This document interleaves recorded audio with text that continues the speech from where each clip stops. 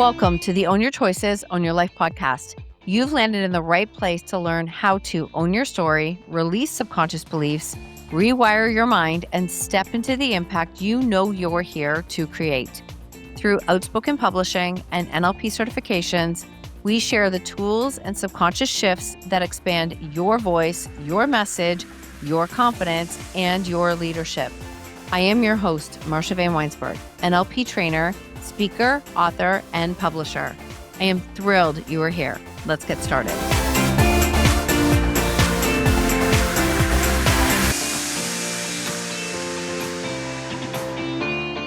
Welcome back to the show. I am loving this series on sharing more about the subconscious mind and how it works, how it operates. I've had a number of you send me messages saying it's like I'm taking a course listening to the podcast. And for those of you who don't want to take a course, there's still lots of value here for you because at all times you are your own number one client.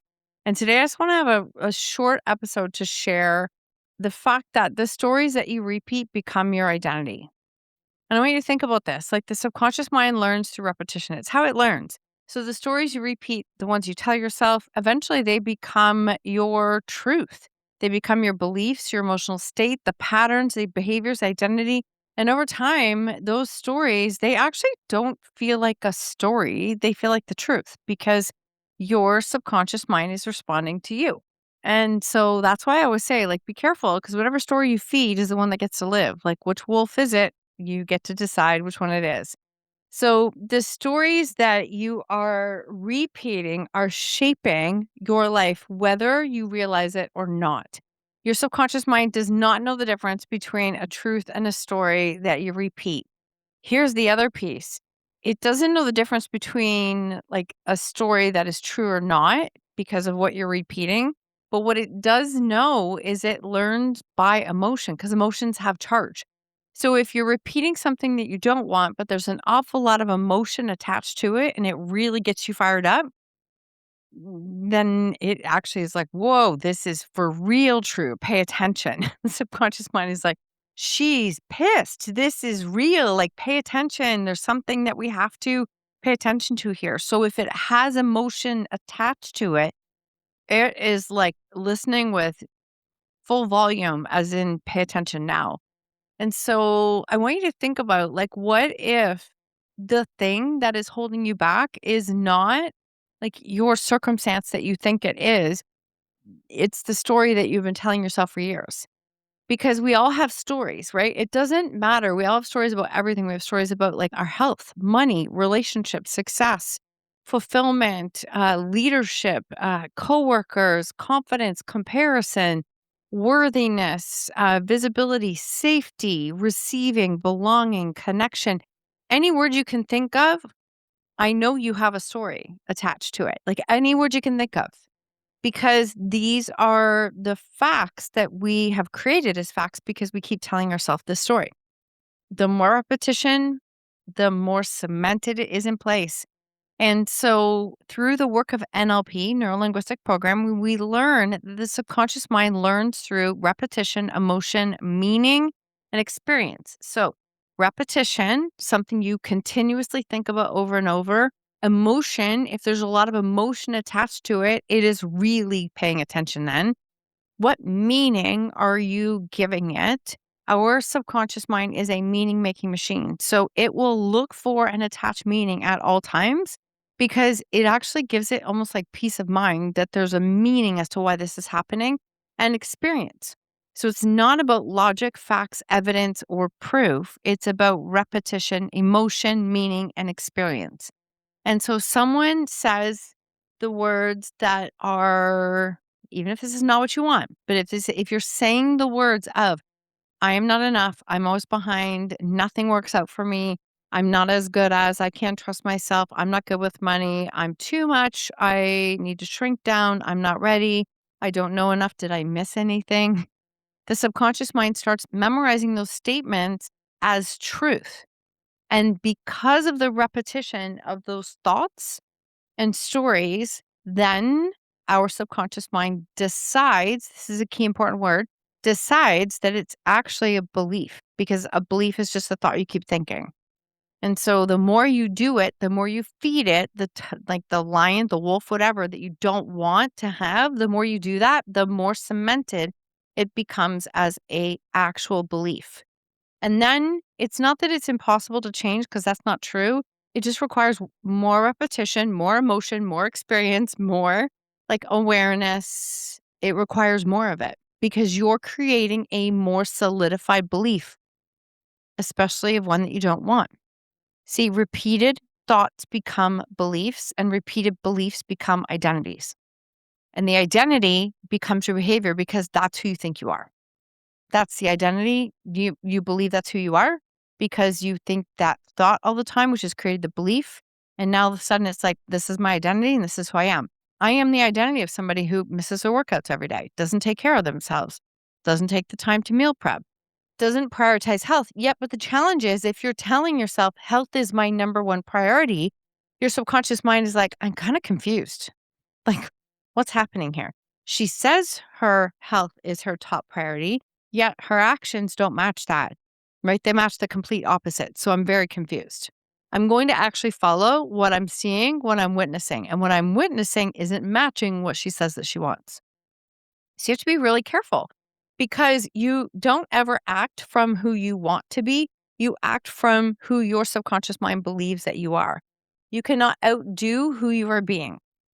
I said that in a story. People were like, wait, what? Like, it's just like, the more I was like, it was interesting how it came up. You cannot outdo who you're being. So if you are setting that goal, say, for example, of the health is your top priority and you're setting that goal of it and you're like, that's it. That's it for me. It's important. Yet your actions don't align with anything like that. Your identity is attached to what you're repeating. So you don't act from the space of who you want to be. You act from the space of who you are being.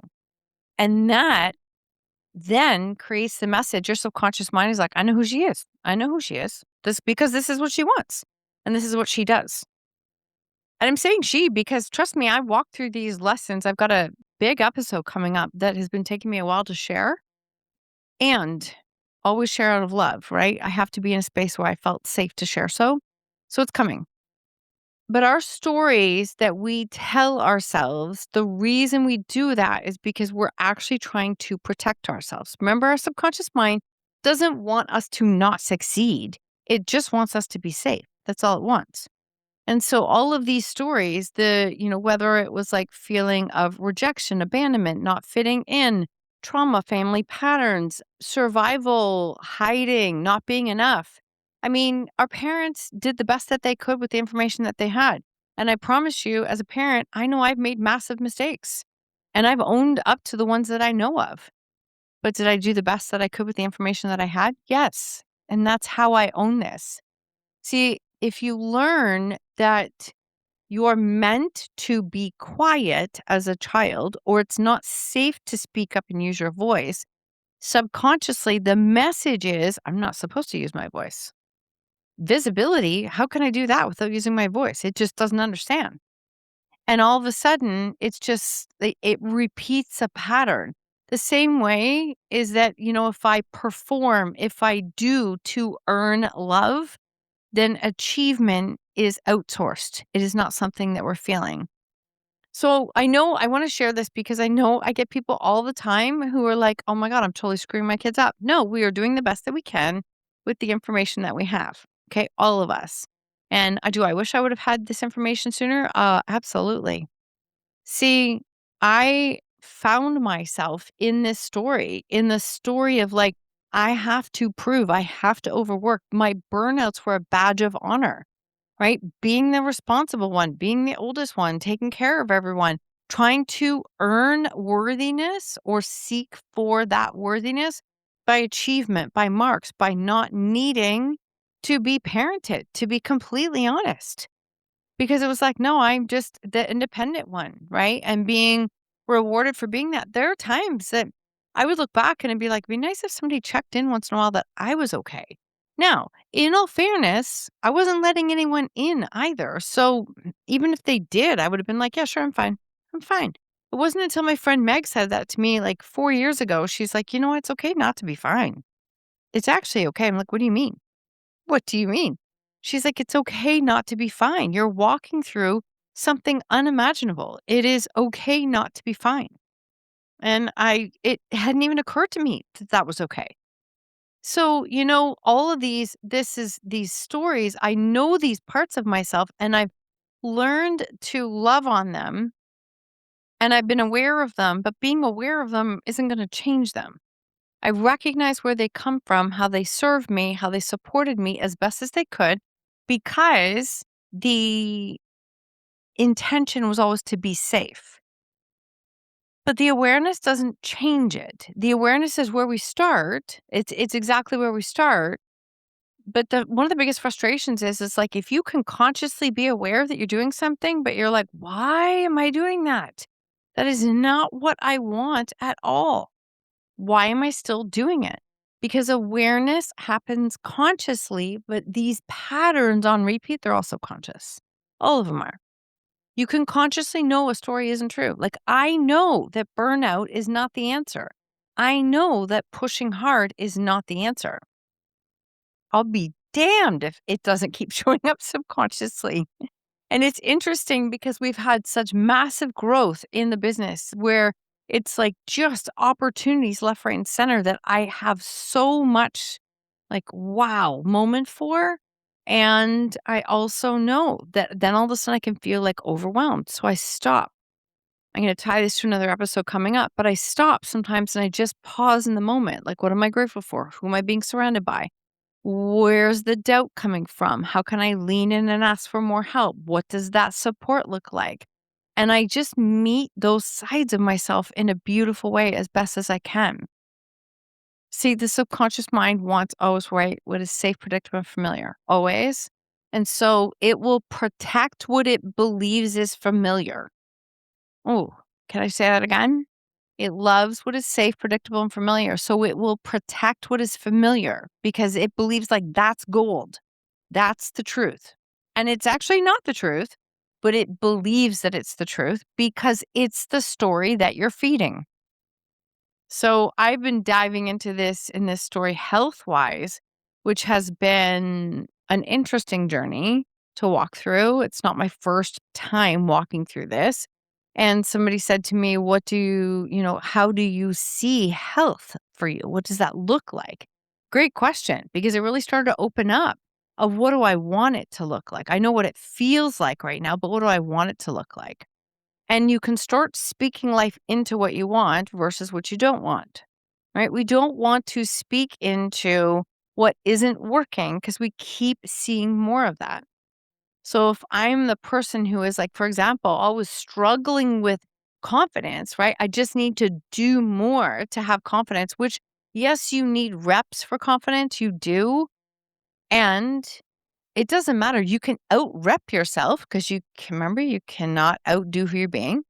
You can out rep yourself with hundreds of reps to build confidence. Yet, if you are not changing your internal state and how you feel, there's never enough reps. It's not going to be a rep issue. It's not.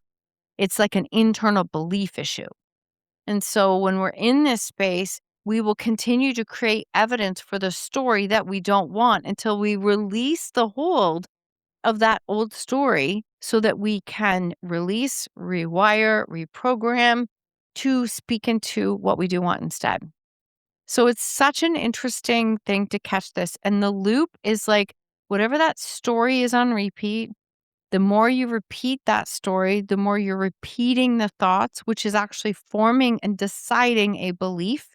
And the more you believe that, the more that becomes the identity of who you are. And your identity loops into creating the behavior that is only feeding that identity. Now you're looking for evidence of proof. Well, guess what? You're creating the evidence of proof. And all of a sudden, it's like, oh my gosh, I'm feeding the story that I don't want. How can I change that? Well, same thing. What are the thoughts and story? What are we speaking? What are you saying? What are you speaking life into? Now, how can you interrupt those thoughts on repeat, which will change the belief?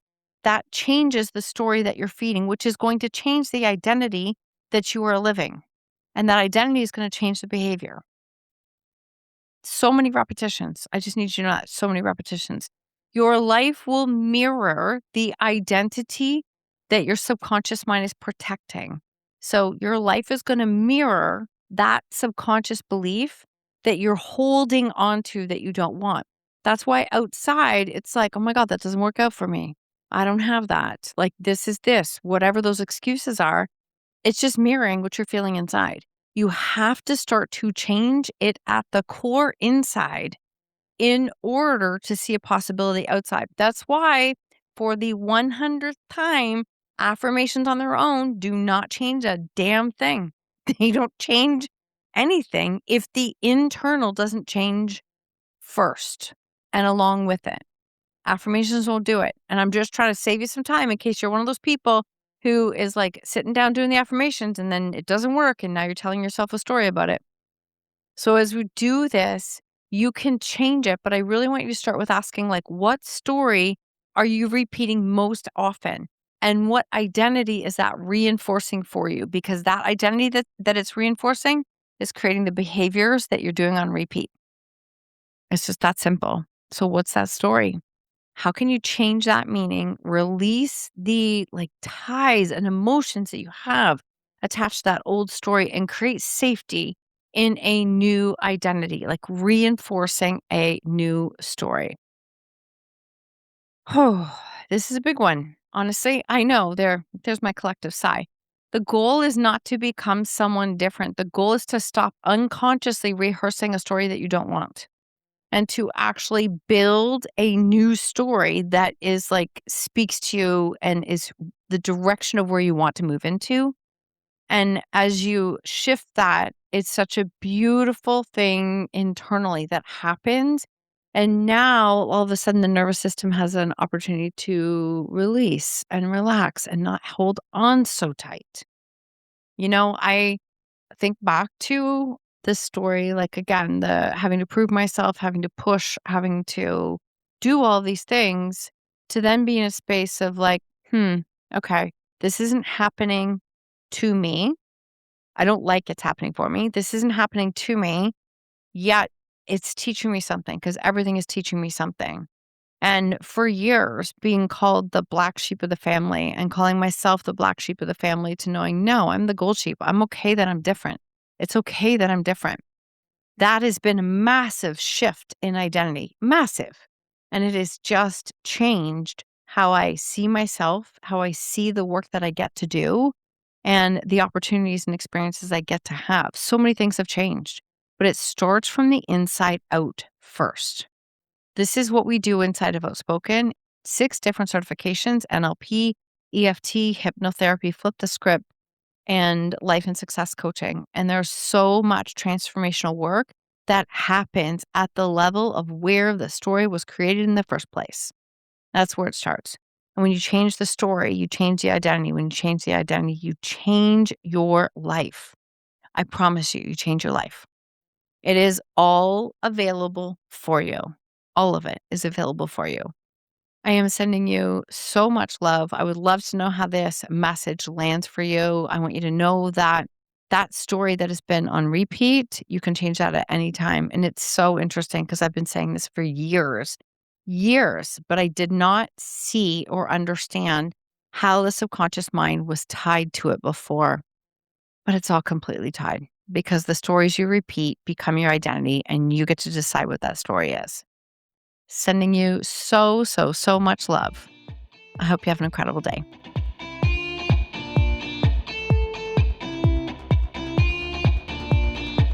Thank you for tuning in to another episode of Own Your Choices, Own Your Life. I invite you to tag me on social media with your takeaways or share it with a friend. If you feel called, please leave a 5-star review and I would be forever grateful. Until next time, remember, when you own your choices, you own your life.